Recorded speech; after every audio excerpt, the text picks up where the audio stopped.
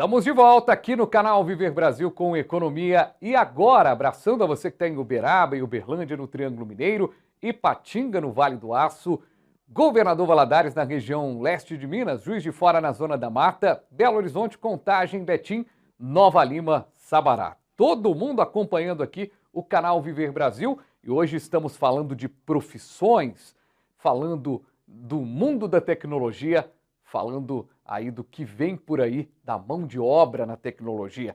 Sérgio Sgob, que é diretor de Relações Institucionais e Governamentais da Brascom, que é a Associação das Empresas de Tecnologia da Informação e Comunicação.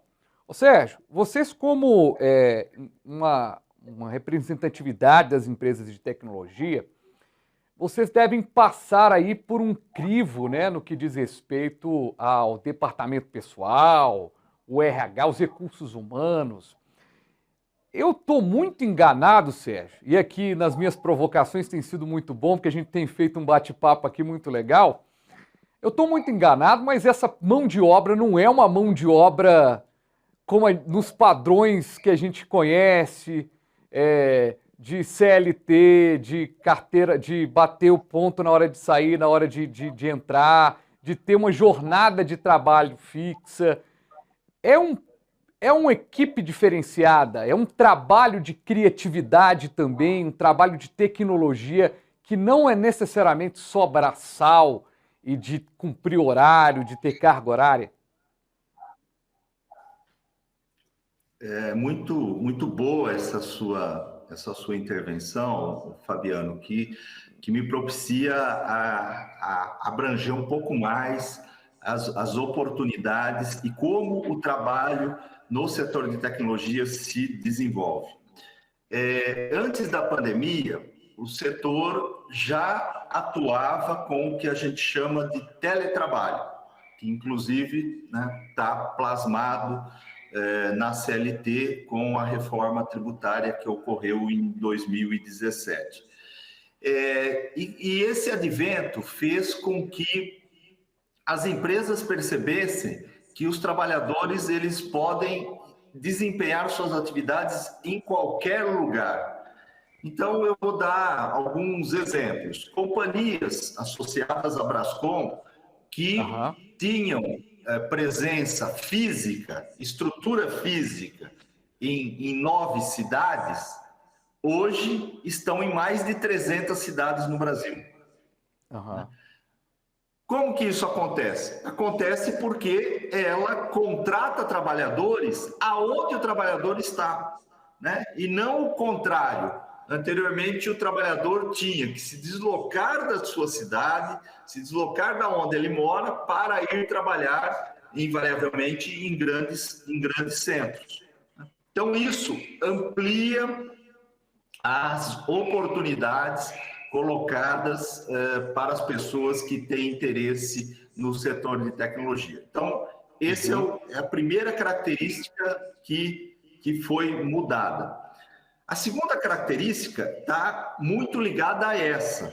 O que é? Se eu estou trabalhando em casa, estou trabalhando livre, né? Faço os meus horários, eu tenho também responsabilidades que são minhas em relação a esse trabalho, que são responsabilidades mais autônomas, ou seja, eu tenho que controlar melhor meu tempo, eu tenho que controlar melhor as minhas entregas, porque não é que você não está em um ambiente físico que você não vai ser cobrado, que as suas metas não serão apresentadas para você e também cobradas de você. Então, isso muda uma característica do profissional. Ele tem que ter um autogerenciamento melhor.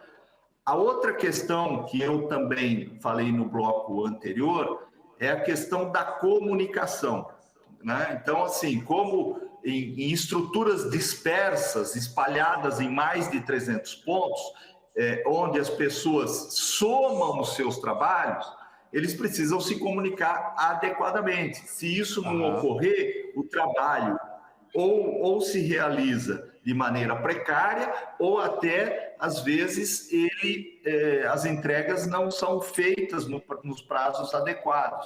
Então, essa questão da comunicação é uma questão essencial. Então, aquele trabalhador que no passado era caracterizado como um nerd, né, como uma pessoa que só se relacionava com a máquina e era ali o seu local de trabalho, isso caiu por terra. O trabalho hoje em TI, ele é coletivo, ele é compartilhado, ele é feito a várias mãos. Então, essas são algumas características do trabalho em tecnologia. Logicamente que o domínio das técnicas, o domínio das linguagens de programação, o domínio dos mecanismos de controle e gerenciamento são conhecimentos que o profissional tem que ter. Mas a gente valoriza, as empresas valorizam muito essa questão desses trabalhos ou desse perfil, né, que é um perfil de desenvolvimento socioemocional das pessoas. Pois é, e nesse desenvolvimento que a gente pode dizer também, Sérgio, é que esse desenvolvimento ele se dá com inclusão, né? E aí você pega os dados brasileiros, parece que a gente tem uma tecnologia, que a gente está muito conectado, mas tem muitas pessoas que ainda não têm acesso, né? Quando a gente fala de regiões metropolitanas, você está falando de São Paulo, a gente está aqui em Belo Horizonte, são cidades grandes, São Paulo é a capital do mundo, né? Belo Horizonte é uma metrópole, mas quando a gente chega na própria região metropolitana de São Paulo, na própria região metropolitana de Belo Horizonte, a gente já se depara com realidades completamente diferentes, né? Eu que sou repórter também, tô nas ruas o dia inteiro e tal, e eu vou conversar com pessoas e falo assim, gente, às vezes você tem uma determinada pauta e fala assim, cara, eu tô discutindo aqui o preço de determinada coisa quando o outro tá sem saber se ele vai poder se alimentar naquele dia. Então, assim, são realidades distintas. E a mesma coisa se aplica à tecnologia. A gente está aqui falando, chegou o 5G em Belo Horizonte, chegou o 5G em várias capitais federais, capitais do Brasil, na capital federal abriu, depois São Paulo, e muita gente não tem acesso ainda à internet. Essa mão de obra que a gente tanto precisa, Sérgio, passa por uma inclusão, passa por a gente ter capacitações, ter cursos para buscar esse moleque da periferia, essa garota da periferia, para se incluir no que diz respeito à tecnologia. A gente tem aí uma gama de pessoas à margem da tecnologia.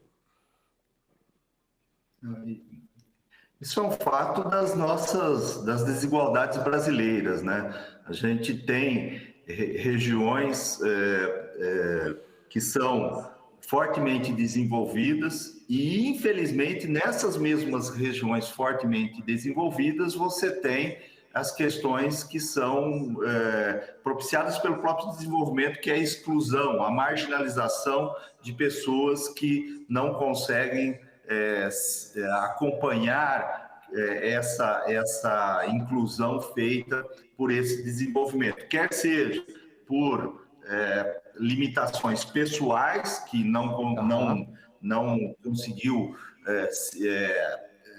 se educar, né, fazer a escola adequadamente, né, quer ser, e aí limita a inserção no mercado de trabalho, consequentemente, vai cada vez mais se excluindo das oportunidades. Mas também por questões de limitação e questões que eu colocaria até regulatórias. E eu vou te citar o exemplo aí de Belo Horizonte. Belo Horizonte atualizou a lei de antenas para ampliação das infraestruturas de telecomunicações na Câmara Municipal há um mês atrás. E só por isso que o 5G vai acontecer em Belo Horizonte.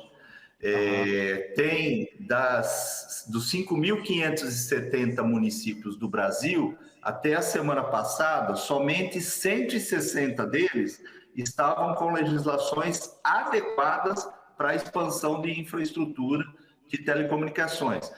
Por que eu estou trazendo isso? Se você não tem uma legislação adequada, e isso é responsabilidade do município, para que as infraestruturas se avancem e se expandam, o 5G não vai chegar, porque ele necessita de 5 ou 6 vezes mais infraestrutura do que a tecnologia atual. Mas o que é isso, Sérgio? O que é essa infraestrutura? É torre, é pendurar antena, né? É ampliação de fibra ótica, e isso tudo quem dá autorização para essa ampliação são os municípios. Ou seja, você precisa, antes de chegar com a infraestrutura, você precisa ter a legislação para que permita essa instalação. Então, os problemas brasileiros, eles são complexos. Esse é um problema. O outro ponto que você trouxe, que eu acho extremamente válido, que a gente tem que fazer essas coisas simultaneamente para aproveitar as oportunidades, que é a chamada alfabetização digital. Então, não adianta nada você chegar com uma tecnologia 5G na periferia. Lógico que adianta, você inclui as pessoas, elas podem participar mais ativamente, ter acesso à informação mais qualificada, mas você tem que prepará-las também para tirar benefício da tecnologia. Né? Porque não é chegar e ter o WhatsApp, não é chegar e ter acesso a um portal de notícias. É mais que isso. Como eu posso melhorar a minha vida? E isso as pessoas precisam ser preparadas para isso. Né? Você deixar isso para que o indivíduo, essa responsabilidade para o indivíduo, é muito limitado. Então, assim, você precisa de políticas públicas que insiram essas pessoas nessa nova oportunidade, nesse novo mercado, nesse novo 5G. E, a partir daí, ela vai ver que as oportunidades no mundo digital são gigantescas e que ela demanda outras capacitações, demanda adquirir novos conhecimentos, e aí a pessoa começa a tomar atitudes diferenciadas. Então, mas isso tudo, no nosso ponto de vista, precisa ser feito de maneira simultânea. Quer dizer, você amplia a infraestrutura, dá acesso, mas também capacita para uma alfabetização digital para que as pessoas efetivamente sejam incluídas digitalmente. Esse é um ponto, né, importante na tua pergunta aqui. Eu tentei não abranger muito, mas trazer exemplos concretos, né, das nossas necessidades. Acho que ficou muito claro que não adianta você dar um sinal de 5G e um celular para a pessoa e falar que ela está incluída. Não, você precisa dar o acesso a 5G, dar o celular, se for o caso, o tablet, um laboratório, mas também capacitá-lo para o que vem aí. E o que vem por aí é muito interessante, como a gente discutiu no programa passado e a gente pôde aprofundar mais agora nessa questão do mercado de trabalho. Tem a migração de carreira, tem a pessoa que está entrando no mercado agora, tem o técnico, tem o superior, isso dá pano para manga ainda para a gente discutir. Ô Sérgio, muito obrigado, viu, pela sua disponibilidade para falar com a gente. Sei que a agenda hoje está apertada. Obrigado mesmo e espero a gente poder bater esse papo novamente de mercado, porque é sempre um assunto de muito interesse aqui para o canal Viver Brasil e para o Economia Agora. Um abraço, viu? Fabiano, em meu nome, em nome da Brascom, eu agradeço a oportunidade e a gente fica à disposição, porque essa conversa que a gente está tendo aqui, ela é longa e ela se desdobra em várias facetas, e a gente está à disposição. Muito obrigado. Eu que agradeço demais e agradeço a você, telespectador, telespectadora, que esteve aqui com a gente no Economia Agora, nesta terça-feira, dia 30 de agosto de 2022. Está acompanhando a primeira exibição? Ótima noite para você. Está acompanhando uma reapresentação? Bom dia, boa tarde e se você está acompanhando no YouTube, compartilhe para mais pessoas. youtube.com/canal Viver Brasil. Um abraço e a gente volta com mais um Economia. E agora?